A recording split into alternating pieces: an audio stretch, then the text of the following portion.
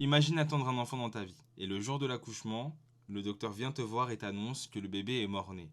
On ne te montrera jamais la dépouille et on t'emmènera loin de toute cette scène qui s'est passée. Tout commence en Espagne dans les années 1940 sous la dictature franquiste. Les opposants politiques de la dictature étaient considérés comme dangereux et du coup l'idée c'était quoi?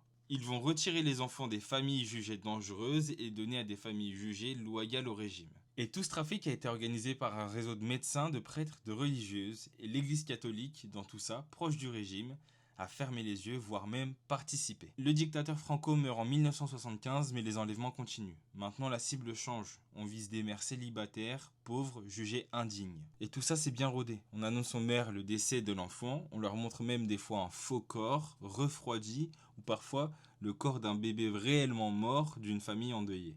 Mais qu'est-ce qui se passait pour les enfants enlevés? En falsifiant les papiers, les nouveau-nés qui n'avaient plus de parents maintenant étaient vendus pour plusieurs milliers d'euros à des familles qui n'arrivaient pas à avoir d'enfants. On estime le nombre d'enfants volés entre 1940 et 1990 à 300 000. Et c'est très compliqué de retrouver les vrais parents des enfants car les archives ont été falsifiées ou sont détruites. Les certificats de naissance sont truqués, les médecins notent directement le nom des nouveaux parents comme s'ils étaient les parents biologiques.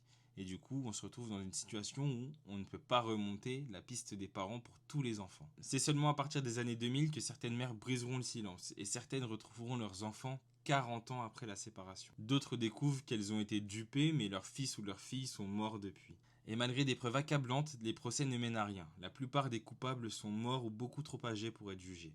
Mais pour ce qui est des victimes encore en vie, certains cherchent encore leurs parents 40 ans plus tard.